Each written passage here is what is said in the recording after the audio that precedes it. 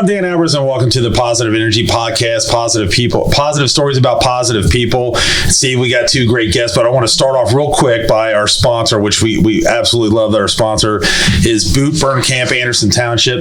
If you're looking for a new gym or a new workout routine, give Burn Boot Camp, Anderson Township a try. Right now, you get all the amenities of a full-blown membership free for 7 days. They offer one-on-one personal training in a group setting, complimentary child watch for children ages 8 weeks to 12 years. That would be good for you, Steve. They can watch you. Appreciate it. The workouts are never the same, so you don't get bored.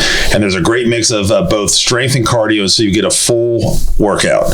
Birdtown has more than 500 members, including myself, my wife, many of our family and friends. Steve was doing it. Abby was doing it. Kristen. We got a lot of people in the family and friends that are doing it. So you feel the support you need from the team and the community to reach your goals. Give them a text or a call at 513-600-2518 to get signed up today, and tell them Dingo the Coach sent you. While you're signing up for things, make sure to hit our like and subscribe button here on our channel to keep things going for us so we can keep doing these podcasts. But Steve, as we said, we got two guests that we've been trying to get on for quite a long time here. Yes. And we've got Pam Moon and Janice Crago. Can't wait to hear their stories. We've known Pam for a long time. I haven't really met Janice, but as we were talking, her husband has helped do a gaze with us. Yes, that's right. And I totally forgot about that. Yeah. So that's going to be great to talk about, hear their story. Well, as you and I try to come up with this Positive Energy podcast, they were one of the reasons why we had thought about it. Yep. There's some other people that we want to get on here and just try to spread, more positive news and what's out there in the world today. And this is a great story that needs to get out there, and for lots of reasons. And besides the fact that we know them very well, but I can't wait to get them to talk about it and to share their story, because it's so important. Yeah, it is. I mean, it is true that we decided to do this Positive Energy podcast because of you guys. That was one of the main reasons, and the main people that we thought of when we started doing this. And unfortunately, we had other people on before we had you guys. But again, thanks guys for joining us. Sure, welcome. Glad to be here. So we're gonna go ahead and start off first. We're gonna talk about growing up and talking about all just So we want to let everybody know the area from. So obviously, Pam, I know that you've been in Anderson Township, born and bred. Yeah. Go ahead. What school did you go to? Elementary school. I went to Summit. God, what am I? See, that's all we have on here is Summit people. All right, continue. Sorry. So just you grew up. So what are you talking about? Because every guest he brings on is somebody that grew up in Summit Estates, and I didn't grow up in Summit Estates. Went to Summit. Yes. Okay. See, that's so did your brother and sister and Greg. Greg did. No, he didn't. No, back then it was just Anderson. It was all one school at the middle school, but Vicky and Brad did. But I went to. I know they did. Oh, you did. Oh, yeah, you would have. Yeah, just a baby. Just a baby. So Pam, we know, obviously we went to the same high, you went to Anderson High School. We know your husband, Joe. Yep. So that's kind of how we know you growing up, and obviously awesome. But Janice, we don't know too much about you, so kind of let everybody fill everybody in. I'm one of the Anderson people that's not born and bred. Okay. I'm a Hoosier.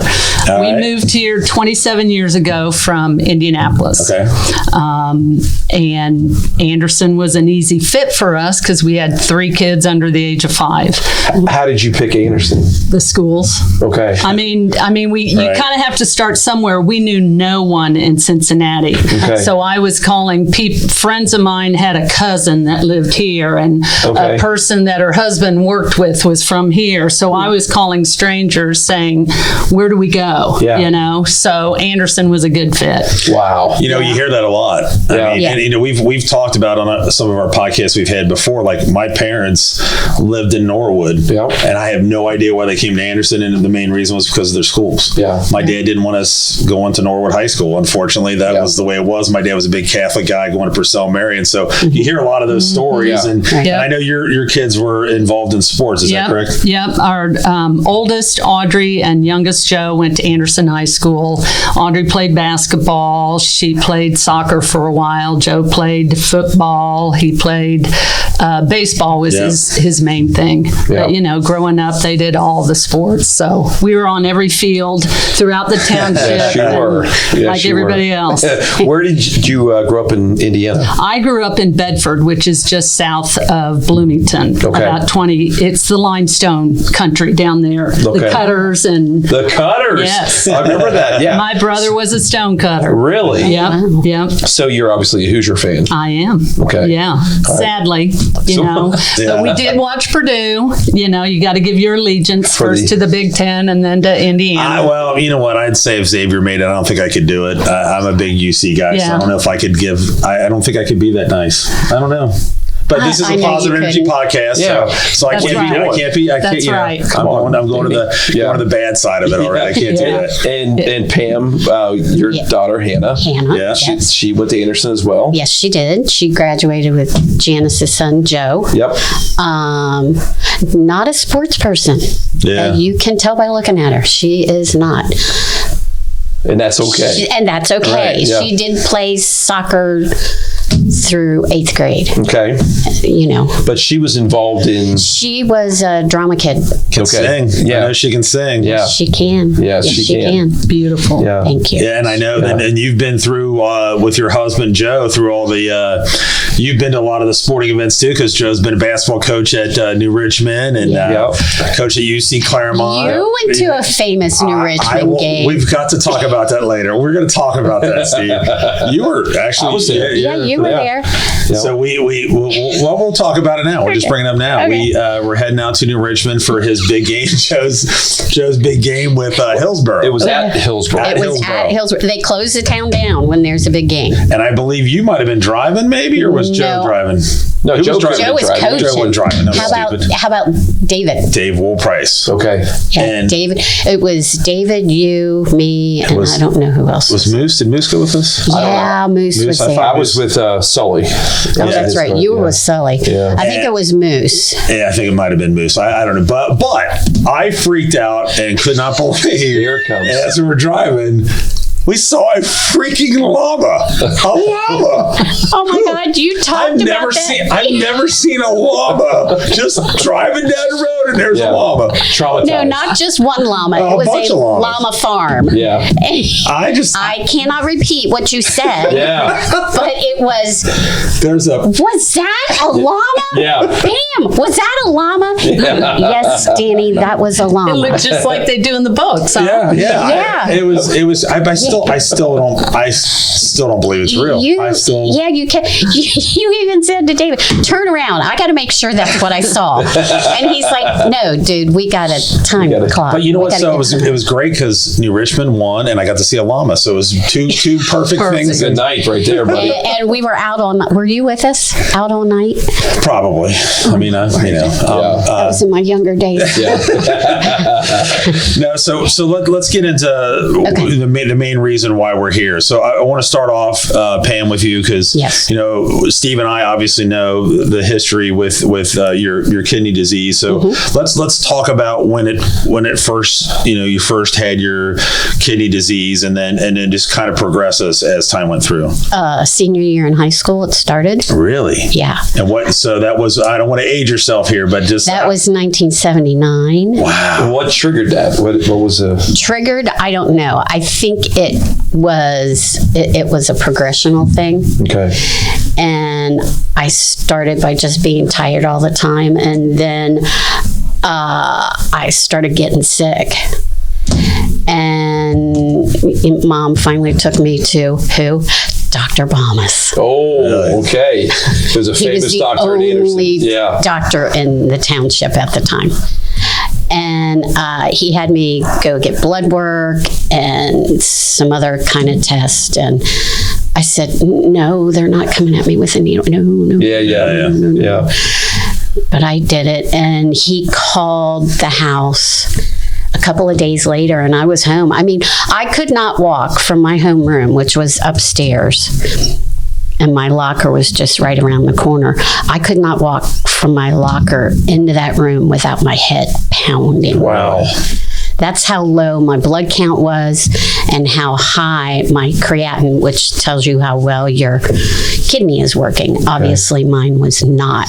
They told me when I was in the ER, or they told my mom, if you didn't know any better, you'd think Pam was a 6'5", 300 pound football player. That's how high her creatinine is. Wow, really? Yeah. And, I led somewhat of a sheltered life. I mean, it was just us two girls. Right. And here I am in the ER with a sheet pulled between me and whoever else is out there. And I've got, I think it was 5 residents standing around me and throwing questions at me. And I'm like, what? I already answered. And they would throw the same question but phrased a different way to see if I was telling the truth, I guess. I don't know. So that's when they finally came in, and they went out in the waiting room and had Mom and Dad come in, and they told us that I had kidney disease. And I'm like, okay, what's that mean? Yeah. And they said, you're having surgery tomorrow. You're going to have an artery and a vein to form a fistula put together in your left arm. And while we're waiting for that to heal, we're going to put a tube in your stomach so you can start peritoneal dialysis. And I went, what? And I only weighed about all of 93 pounds at the time. And I went, you're going to what? So I'll never forget this. It was, they admitted me, and Mom stayed in the hospital with me. And it was the next morning, and I got up to go to the bathroom, and Mom was like, no, don't get out of bed. They told you not to get out of bed, but I did anyway because I'm headstrong. And I remember sitting in the bathroom, and the next thing I know, I'm on the floor. I passed out. Really? All of a sudden, I hear my mother screaming. And they get me back in bed. And that's all I remember. So like in high school, like, I mean, any other time besides your senior year that you were just feeling off or feeling different, you just didn't realize it? Or was it just more it all came on gangbusters your senior year? What a big indicator was between my sophomore and junior year, I think it was. Or maybe it was my freshman. I don't know. Sometime in that time, I dropped a ton of weight. Yeah. I mean, a lot. Yeah. I mean, to go down to. So it could have been as early as freshman, whatever you said in between that, before the senior year. Right. Right. Man. Wow. That's crazy. So that's so far. Enough to deal with in your senior year. Yeah. I mean, that's and was incredible. that a new boyfriend. Yeah, Joe. Yeah. Well, was that early in your senior year or later in your senior year? I went in the hospital. Not that I know this exactly. November 8th of 1979. Okay. Wow. So and I left November 16th. Okay. Wow. Yeah. Jeez, old Pete. And so, based off of that, what was the diagnosis, and what was their outlook and everything? I think the only thing we were dealing with, and I was dealing with because I was under 18, so they didn't tell me a whole lot. They told Mom and Dad, and if they told me, I don't remember, was just getting me to feel better. Mm-hmm. And that's why I had to have a surgery, and while I was having that done, they put the tube in. Yeah. Wow. So at that point, moving forward for that immediate time, were you on dialysis or? Mm-hmm. Okay. I went on dialysis while I was in the hospital. At that point in time. Okay.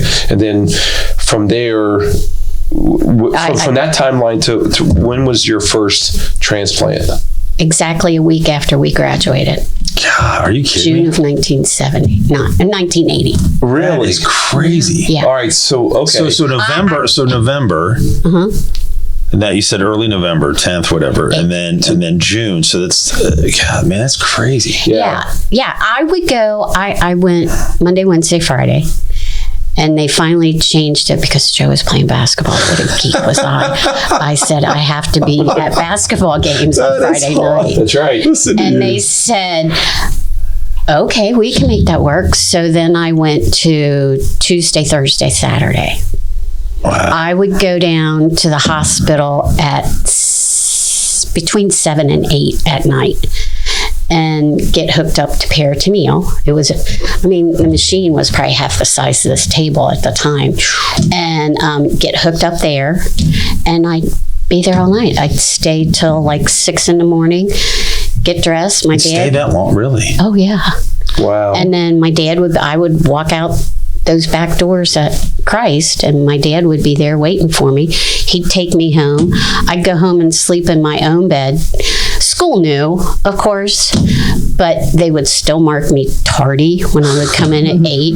Mrs. Curry. Hi, Pam. Curry. She was tough. You know you're late. Yeah. And I'm like, seriously? Yeah. So you would do that, and then you would just go into school. Man, that's tough. Yeah. Man, I can't even imagine. And then try to live a normal. Yeah. Yeah. And then I remember, when was that? I must have been in college. I was writing a paper for college, and who wants to do a paper when you have your arm like this? Right. Yeah. And they're doing dialysis, and I got more help. The text would help me, and it was fun. There was a group of us. There were 3 girls who were on dialysis at the same time. We were all about the same age, and they put us all back in this corner. And it was me, Debbie. Oh gosh, what was her name? I can't remember her name with the blonde hair. And we sat back there and talked, and one of the techs would come back and say, I know some of you are in college. Anybody have homework? That's funny. And she was like, you are not the home monitor. Yeah, really. So, yeah. And I'll never forget the first time she was on dialysis. And this is going to be kind of gross, but they had, they're called artificial kidneys, and they're about this long and about that big around. Okay. And that's what the blood would circulate through to clean it. And Debbie and I are sitting, going, well, do you think she'll be nice? I don't know. What do you think? And next thing we know, pop, boom, her artificial kidney exploded. Oh, wow. Oh, yeah. There was blood all over the place. Oh, no. Yes. Oh, yeah. It was a mess. And she's screaming, and Deb and I are just sitting there going, have her stay over there. Yeah. But the things I've seen. It's like some out of a movie. Yeah, it was. Yeah. It was. Wow. What was your recovery like after the first transplant? I was in isolation for over a month. Really? Yeah. Okay, so just fast forward, the most recent, how long was your recovery? Mine was a little bit longer because I had trouble with the medicine they gave me. Okay. It made me sick. Mm-hmm. I forget what it was called, that IV stuff. I begged them not to put me on it. She said, oh, no, Pam, it's there to take a sledgehammer to your immune system. I said, I don't have one now. Yeah. What are you talking about? Right. So I was in 5 days, I think so. 5 days. And my one before that with my sister-in-law, I was in 2 weeks. 2 weeks. So just from real a quick. month to 2 weeks to 5 days. So you've had what, 3 total? 4 total. 4. I thought it was 3. I thought it was 3 too. So the first one was in high school. 7. Okay, and then how much further between the first one and the second one? That one only lasted 2 years. 2 years. Okay. And real quick, I just want everybody to understand the whole when your kidney does fail, and then not only that. The emotion that you have that happening, but then you've got to get a kidney and just the emotions of all that. So that lasted only 2 years when typically they last how long typically? Like, do you have any clue or it just depends? I met a gentleman at an off the list event where he's had 147 years. Jeez, okay. Wow.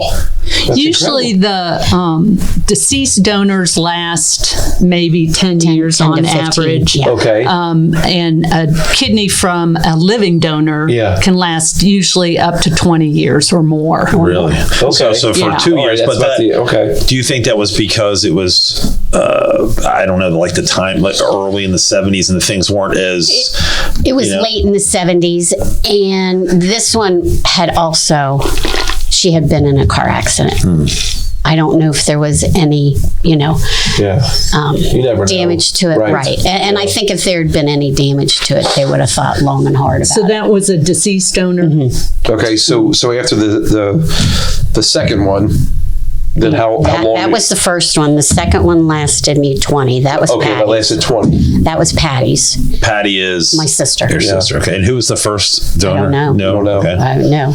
Okay. And then that one lasted almost just about 20. Okay. And then the next one was my sister-in-law, my brother Tim's wife.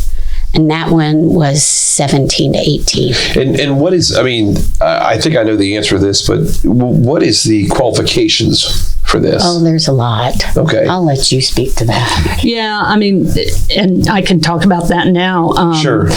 Really, the donor just has to be healthy. Right. So it's not a exact blood type or anything like that, and like a bone marrow thing is? That's kind of the misconception is that to be a donor, you have to be healthy.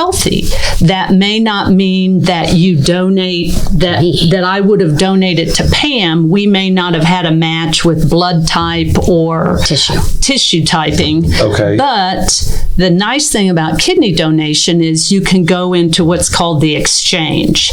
And that's where, for instance, if I hadn't matched with Pam, I wasn't worried about it because I can go into the exchange and they match me up with somebody that's waiting for a kidney who would match with me. Yeah. And then out of all those people, they find somebody that matches with Pam. So it's like a kidney swap. It's like a swap. Okay. And so I wasn't worried about if I didn't match because I thought, well, if I don't, I'll go in the exchange and then 2 people could get a kidney, not just one. Yeah. And a lot of times, people who go through the exchange, it sets off a chain. Yes. I would imagine, like there's a guy on the website that I started, Team Share a Spare, who started a chain, and at last count, 63 donations. Oh my gosh! Wow. So what's that called again? Team what? Team Share a Spare. Share a Spare. Yeah, Team Share a Spare. Okay. But he was an altruistic donor, meaning he didn't have a specific person he wanted to donate to. He just wanted to donate a kidney. So that's like a plus. Okay. And so when he went in at the exchange, they found somebody that he matched with, and then it just started this progressive chain of over 60 people. So let me real quick so everybody understands, because we kind of didn't really bring it up or talk about it. Janice is here with us because she donated her kidney to Pam. So let's get into like how that came about. Like how did, like you were saying that you were not worried about if it was going right. Were you going to plan on donating a kidney no matter what, or did Pam inspire you to do this and then it I want to hear this story. Well, I mean Pam and I knew each other through Anderson. Right. Uh-huh. She was a drama mom and I was a sports mom. So she's a drama. We did she's PTA a drama mom. Yeah, we were on PTA, but we didn't really run in the same circles. Okay. So I knew her. Yep. And when this last time when she needed a kidney, Hannah, her daughter, put together a Facebook page. Yep. And that was kind of unusual at that time. It really hadn't been done yet. Yeah. And so, I'd see Hannah's posts and I knew Pam needed a kidney, but I didn't really think about it other than, oh man, I hope she finds one. Right. And at the time, I was doing freelance writing, a lot of healthcare writing. I did a lot of writing for Christ, different hospitals all over the country. Okay. And March is Kidney Donor Month. So I was writing patient stories. This was like in January. And I was writing patient stories I did them for Christ. I did one for Johns Hopkins. And as for that, I would call the patient. I talked to either donors or recipients, so I got both sides of the story. I didn't know that much about it, but I had to learn when I told these stories. And I just got both perspectives. And at the same time, I kind of was in like a personal slump, I guess, where I just kind of thought, I need something going on in my life, you know? And I remember laying in bed one night saying, okay, the next thing that comes up, I'm going to say yes. I'm just going to say yes. Well, then all this stuff kept coming up with Pam. And I learned learned about all this kidney stuff. And I thought, I will be darned. Are you kidding me? This is the first thing that I have to say yes to. And so I talked to my husband about it. And he was not on board. No. He was very nervous. He's the worrier naturally, in the family. Right? That's natural. Yeah. You know, that's major surgery. You're giving up an organ. And I said, you know, he went through his list of what if this, what if that, what if. And I said, well, what if none of that happens? And Pam doesn't find a donor? And what if I'm a match and could have helped her? So he was never going to say, you can't do it, because it wouldn't have mattered anyway. If I wanted to do it, I would do it. So I knew I just wanted to call, and I knew if I called and I was a match that I would do it.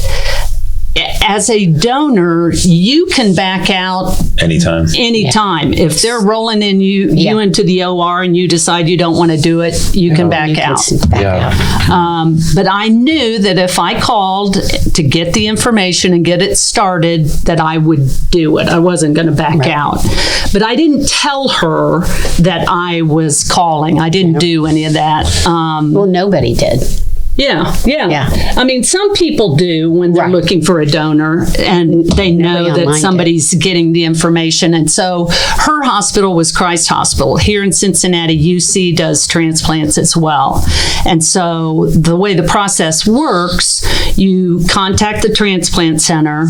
They do just a quick medical overview to make sure, you know, I didn't have high blood pressure. I didn't have a history of kidney stones. And then you go, once you pass that, you go through a ton of tests. They take vial after vial after vial of blood. You know, I had to have a recent mammogram, colonoscopy. They test everything because they want to make sure that donating a kidney doesn't put your health at risk. It works both ways, So at any point, a couple things that can get costly for you to getting all these exams. And no, it doesn't cost a thing. Okay, well that was one of the questions I was going to ask. And then, was there any time mentally that you were like, "What in the heck am I doing?" You know what I mean? Like, you know, because it is a lot to do that. But I know, just talking to you the brief time that and how you are, that you had that other goal in mind of Pam or helping somebody. And that was what I think probably got you through that. Is that correct? I really, once I decided to do it and was a match, I knew I was going to do it. So you just make it the most positive experience you can. You know, and again, I knew if I wasn't a match that I was still going to go ahead and go in the exchange and get her a kidney that way. So that's why when I did a patient story for Johns Hopkins, the young man I interviewed was a reporter for Vox Media. I don't know if you've seen that online. And he was in Washington, D.C., and so he was an altruistic donor. He just wanted to donate. He didn't know anybody. He was just giving a kidney. And so I found out after the fact, he started a chain. His kidney, he started a chain that ended up sending a kidney back to Cincinnati to a guy that lives here in Anderson. Oh, wow. Yeah. So when I heard that, I went, oh my gosh. All these signs. Everything just kept piling on, you know? And so, you know, the whole process went as smoothly as it could. There was never, ever a glitch, a hesitation, nothing. No, not even on my side. No. Well, I'll tell you this. I mean, it's got to be one of the most humankind stories. Selfless. And I've known Janice for a long time, you know, and none of this surprises me. You know, I mean, and it's just incredible to have someone like that, to be able to sacrifice, like some people feel good about opening the door for somebody, right? And they feel like they've done their deed for the day, right? This is giving up body part. Yeah. This is incredible. The thing is, I mean, it really, and this sounds stupid, but it was no big deal. Yeah. I don't have one. I don't even think think about it. Until we talk about it. Yeah. I don't look at Pam and think, oh, you have my kidney. It doesn't. Right. All right. So let me ask you this. So you're on the list and Hannah's helping you and, you know, the clock's ticking. 18 months I waited. Yeah. And all of a sudden, how does it come about that of all places, of all people, you know, first you had your sister-in-law, you know, that first one was somebody you didn't know, but how did it get to the point where you're like, are you kidding me? Because, you know, you're thinking, oh, yes, I got a match. She's from Southern California. How in the world? Well, this is another... It's kind of funny. Janice called me one day out of the blue. Hey, you know, since the kids have been out of school, we haven't talked to each other in a while. You want to go grab coffee? And I'm thinking, what? Just out of the blue. You probably haven't talked for a while. No. And I'm like... And I was kind of worried about that because I thought she's going to think this is weird. Yeah. Well, she's going to try to sell me some I was like... perfume. Yeah, I was going to say. I was thinking... Do I have something to sell you? Is going on, but I said sure. Okay. So we met at Panera, and we got whatever, and we sit down and we're talking, and all of a sudden she goes, "Hey, I'm gonna start doing what was it?" Because you wanted to record it and take a picture. Yeah, but what was the lie I told you for? I said, oh, we were talking about her campaign. Yeah. And I said, you know, you need to get Hannah to do a video on the Facebook page talking about the excitement of finding out you're getting a kidney. Yes. And so I said, okay, let's practice. I want you, I had my goodness. Oh, yes, Great. this is what she did to me. All right, go ahead. What did you say to me? And I said, let's practice now. Pretend like somebody has just told you that you're getting a kidney. What would you say? What would you do? And I went, oh, that's great. And then she goes, no, really. And I went, what? What? And she goes, no, really. I said, what? Well, I made you practice it like 5 you made times because I'm like, nah, that's not good enough. Yeah. Yeah. And then, without telling me, I just burst into tears. I bet. Right then and there. Right there in Panera. There in Panera. I'm blubbering, actually. And I'm, doing this, and she comes over, and we're hugging, and this, and these teenage girls are sitting there, and they're going, oh. And she goes, should we tell them why we're crying and hugging? I said, why not? The more the merrier. And she tells them, and all at the same time, they all went, oh. They'll never forget that, though. No. Wow. So she tells me, after we get done, I'm done. I'm still crying, but at least I'm not blubbering. Yeah. And I get in the car and I call my coordinator. And I said, I got a kidney. And she's like, excuse me, what? Your coordinator is the person you work with at Christ. Yeah, is the person I work with that helps me through this process and this, that, and the other thing. And the donor has a coordinator too. Right. My coordinator only looks out for my interests. And my coordinator looks out for mine. Okay. So she makes sure that there's nothing with me that could... by donating would cause a problem. So she's my advocate and she has an advocate. Gotcha. Right. And she goes, what do you mean you have a kidney? I said, oops, you don't know? She goes, I will call you right back. She was pissed. She was pissed. Oh, I don't think I knew that. Yeah, so the word didn't get to her fast enough. No. Okay. She was not happy. She called me back. She goes, yeah, you got a kidney. I said, I told you I did. She goes, Pam, because I would always find things out before her because I am that person. Yeah, right. And she goes, you scooped me again. I'm sorry, but she goes, how did you find out? I said, my donor told me. Lives about a mile from me. Yeah. Right. So how let's go back to how long ago was that? How many years ago was this? 7. Well, it was in 17. Yeah, the transplant was 7, but you told me.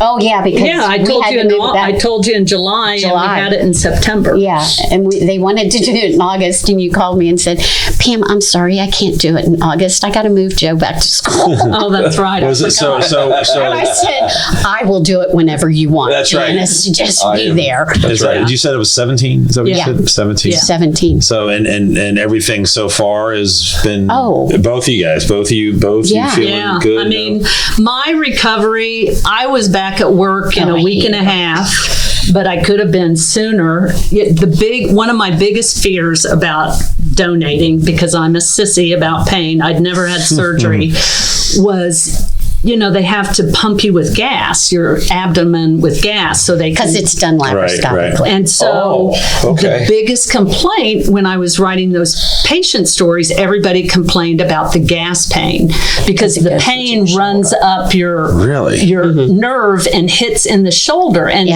to get rid of the pain, you need to get up and move, but it hurts to move, so you don't want to it's a vicious cycle. Yeah. And so I just kept thinking, oh my God, I don't want that gas pain. So that was I just kept telling everyone, this is going to be great. I'm not going to have gas pain. And that is did you have gas pain? Not a bit. Wow. Nothing. See, there it is, the positive thinking right there. It was. The positive thinking. It truly was in this case. I'll tell you, that's incredible you bring that up, because I'd never heard of that before. Because Steve has shoulder pain? No, just the opposite. When Donna was giving birth to Sammy, her shoulder was killing her, and they said, "You have gas in your shoulder." Yeah. And I'm like, what kind of joke is that? I mean, I'd never heard of that before, and I'd never heard of it since then until just now. Yeah.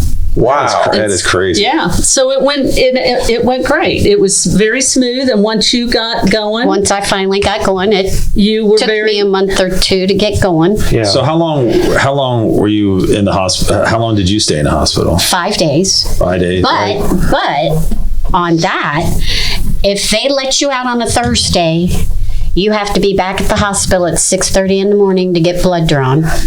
And then you have to wait umpteen million hours while they run clinic. So it doesn't matter who gets there first. It matters on whose blood work comes in first. So I remember being in a room with Sue Black, and I said, "I need a pillow." "We don't have any pillows, Pam." I said, "Fine." So I took my coat and wrapped it up, and Sue goes, "You're going to go to sleep, so am I." So she latches in the chair, turned off the light, and we were out. Yeah. So how long is dialysis usually typically? You said, I know early in the 70s when you had this, it ran whatever. Well, it depends on what kind. Peritoneal, now I was on peritoneal while waiting this time, and you can do it at home, which I did. And there's a lot of variables, but they have a machine that you can hook up to at night. And depending upon how your blood work is and yada, yada, you can either be 8 or you can be 10. Hours, yes. Okay. Hours. And so you would go to bed, you would go up to your room. I would go up to my room I would go up at 7 and I'd have to take Joe with me because I couldn't lift the bags. Right. The bags were heavy. And he'd bring them in there, and then I'd set everything up because everything is sterile. And then I'd wipe my tube off and whatnot, and hook myself up, push a button, and then off I'd go. So with that, when that bag was done, did it beep and then you just change it? Is that no? How does that? It's set up. It's all set up. Yes. So you don't. So if you do go to sleep, unless it starts beeping in the middle of the night because it's kinked or something, or or it just decided, Pam, you've been on here 5 hours. Let's start over. Oh yeah, I'm on the phone with whoever at 3:00 in the morning. Yeah. And he goes, "I hate to say this, Pam, but you're just going to have to start over." Yeah. And I went, "Yeah, I hate to say that too." Yeah. But I knew that's what he was going to say. Yeah. So, and you have to watch for infection, because in the peritoneum, I had my friend Kim. She would get infections a lot, and the first trace of an infection is if your emptying and you see pink. That's a sign. That's a sign that you have an infection. So you call the doctor and they get that taken care of. She waited one time and she sent me a picture of, oh my God, it was blood red. I'm like, Kim, what are you doing? This is not fun. Yeah. I'm having a hard time watching you right now. Right. Yeah. So, That's incredible. Well, in addition to Janice's incredible gift and what she's done, talk a little bit, Pam, about over the course of time about Joe and what he has helped you with. I can't. I'll cry. Well, I think he deserves. He even when we were dating in high school, he was always there. Yeah. No surprise. I was going to say that does not surprise me. There. I would get, God love him, I would get cards and I'd say, oh, that's nice, sweetie, and it would be signed by the whole varsity basketball team. That's awesome. He did that a couple of times. Sure. Yeah. So there's that. There's, when I was pregnant with Hannah, and because of high risk and all that, I was at UC. I was in the hospital 6 weeks, and he was coaching out at New Richmond, and he would get done with practice and then drive down to UC and stay with me, and he'd be asleep in the chair, and I'd be like, honey, go home. Yeah. He goes, no, I want to be here. I said, honey, go home and sleep in bed. Yeah. I said, don't come tomorrow. No, I have to come. Yeah. No, you really don't. Again, that's not surprising. Joe at all. Just knowing Joe. So yeah, when he said for in sickness and health, he meant it. Yeah, that's. But you're right. It's not surprising. But when I say he's the love of my life, he is. Yeah, absolutely. Yeah. Meant to be. And he is my strength. Yeah.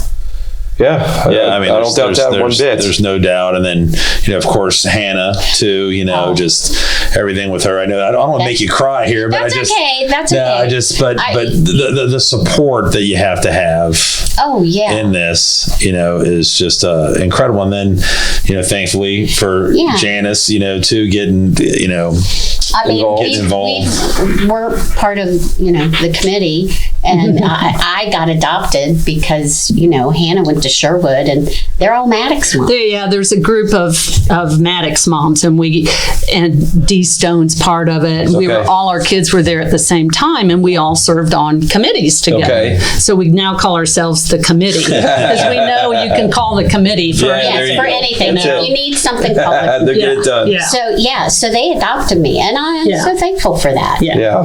I've made some other new friends. Great friends. That's good. Support makes a huge difference. Oh, it does. I mean, my New Richmond girls are a big support too. Yeah. And those are women who I've met because Joe taught out there for 15 years, and their wives we still all talk, but I still don't talk all the time, but women are better at it. There's no doubt about it. So between them and the committee, and then what's left of my family. Yeah. Well, Janice, talk about anybody that might be thinking what you're thinking, and just kind of what you would tell them, or what. Well, just a great example.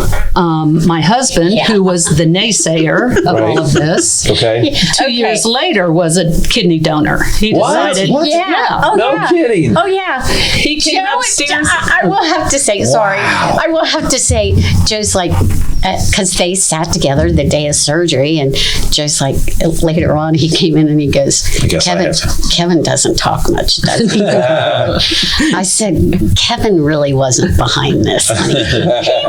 He wasn't against it. He just worried, like Joe would have. Right. And so he just came upstairs one day and said, what was it he said?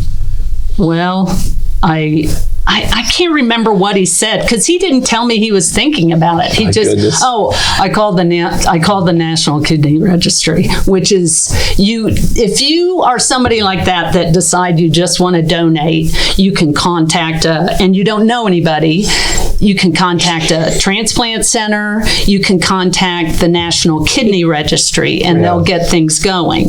And that's what he did. They sent him his preliminary medical overview, and he filled that out, and then he got connected with Christ, and he donated to somebody through Christ. He does not know who that person is. Okay. I love your story because you said you called me and you said, are you sitting down?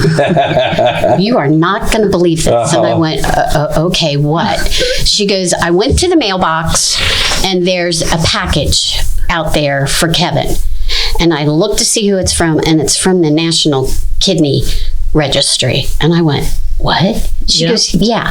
She goes, and I went up to his office and said, you got something you need to tell me? He just, for him it went just as easily. Right. He had a little he had a little more trouble like with the catheter and that stuff, but nothing long. His recovery went just as smoothly. That is a crazy story. Man. Yeah. How about that? Yeah. That is. So for people, it's not a big deal. You can live with one kidney. There are tons of people born with one kidney who don't even know it and live their whole life. Wow. There's no reason you would know it unless you had some x-ray for something.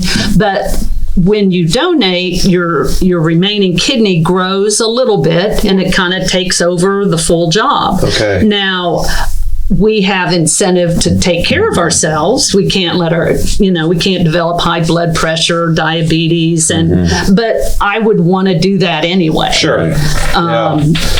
So it was very easy. And like I said, I'd never had surgery before, so I don't know. It's done laparoscopically, so I just have 2 little bullet points on my. So it's really nothing. Wow, It's nothing.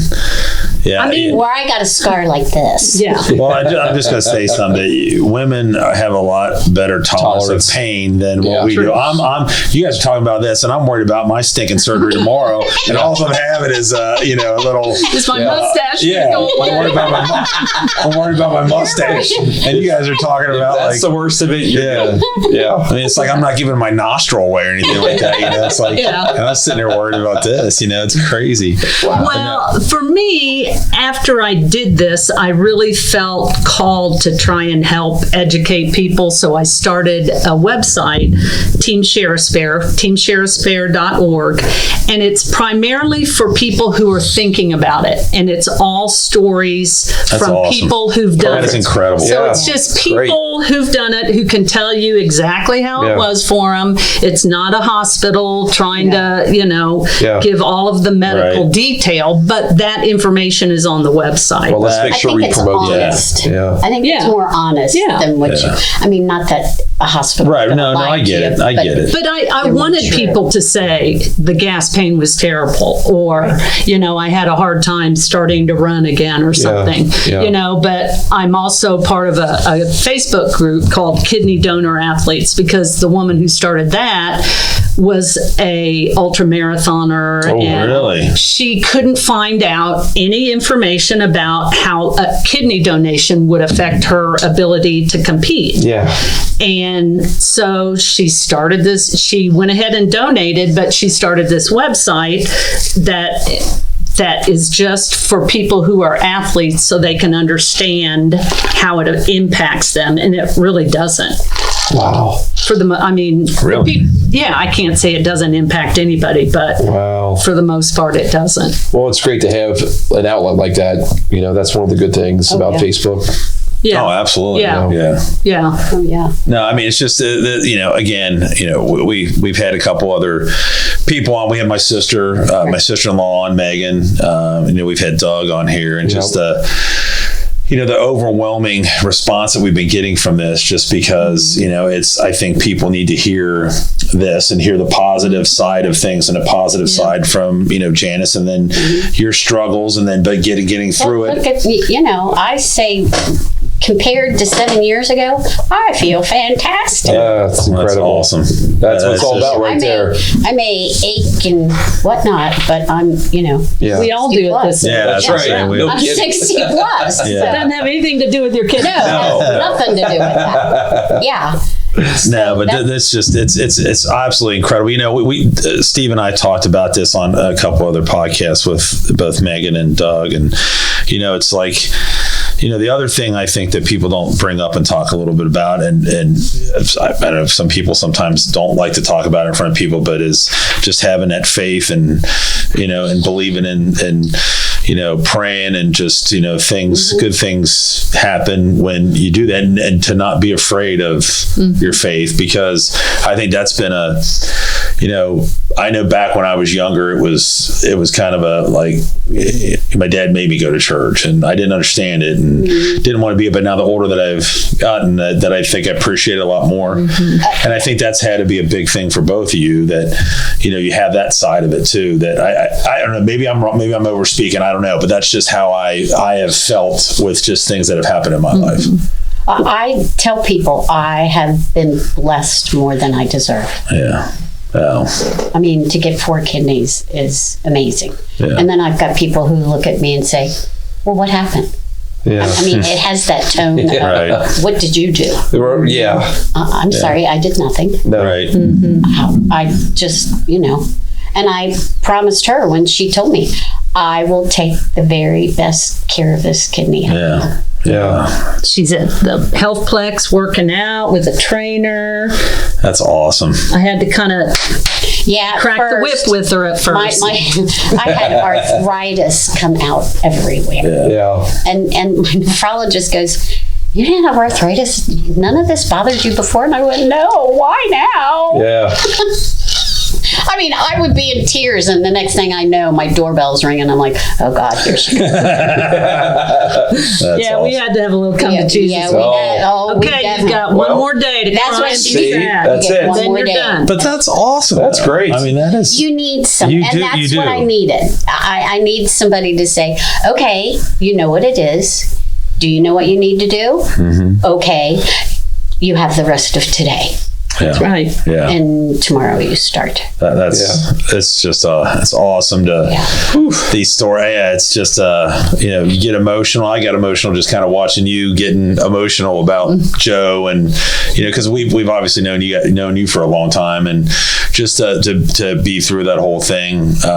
We've had 3 people that have been very close to us, and it's emotional for us just to sit and watch and talk, but I think it's important to get it out. And especially on your side too, Janice, for you to talk about that. And then just again, real quick, tell them about the website again, real quick. So Team Share a Spare, and it's teamshareaspare.org. It's going to be rolled into another one called Off the List. A friend that Pam and I have made during all of this. Yeah. Her name's Darcy Gibson. Her father needed a transplant, and she was not a match, but she saw the struggle people had trying to find a kidney. Going through the whole process. Yeah. And being... It's not easy for someone who needs a kidney to say to someone, will you donate? Would you? Sure. Yeah. And so Darcy's organization works with people looking for a kidney and what they call their donor champions, people who will be the spokesperson for that person to kind of, in a way, put together their marketing plan. Yeah, that's exactly. This is the process you go through. And I wish I could tell you how many people have found kidneys that they've worked with. It's been quite a few. It's been quite a few. And she's back up to about 100. Yeah, she's growing a lot. She's growing a lot. She's been doing seminars in Dayton, and now she's doing some in Northern Kentucky besides here. Wow. But she's also got a couple people in Boston, I think. Yeah. So they zoom in. yeah, on stuff. there's a big need for help for people to understand. It's the word's getting out there. It's absolutely incredible. Right. No, I think that's a big thing too. Is just going out there and like your friends starting all this stuff just to get to do that, because some people just sit back and say, someone else will take care of it. Someone else will do it. But getting involved, it's hard to start the conversation. Yeah. And it's like because I go to these seminars that Janice has, and they're Darcy. Darcy, not Janice, that Darcy has. And the last one was being an advocate for yourself. Yeah. Well, I'm huge on being an advocate. And somebody said, how do you start the conversation? I said, here's what I've learned. If somebody asks you, how are you today? Be honest. I'm great. Thank you. Yeah. No. Be honest. I'm feeling okay, but you know what? If I got a new kidney, I would feel much better. Yeah. Yeah. And that starts a conversation. Yeah. It really does. Yeah. That's all. I tell you what, this is obviously a great story from both of you, and we really appreciate it. I know we've been haggling around for a long time trying to get you guys on. We apologize. Everybody's busy. Everything's going on. So we appreciate your sharing your story, and hopefully this story will inspire somebody else like Janice to help out and help someone like Pam. And we'd love to hear anybody else's stories out there. If you've got one, it doesn't matter if it's kidney, anything, cancer, anything you got going on. We just want to hear that side of the story for people, because you always hear so much of the negativity in the world right now, and it's this is just a nice great story to share with everybody. And we appreciate you guys. It takes a lot to come and talk about this, and we appreciate you guys doing it. Well, thanks for giving us a chance. Yeah, thank you. We'll talk about it anytime anybody wants to talk about it. That's right. That was pretty shouted from the roof. Well, I'll tell you what, we should probably just do another follow-up podcast again. Maybe we'll be a hit with all four of us here. We can do our thing, do a live podcast. Well, the next time we'll get Janice's husband on here. There you go. That's right. See, we could have had another.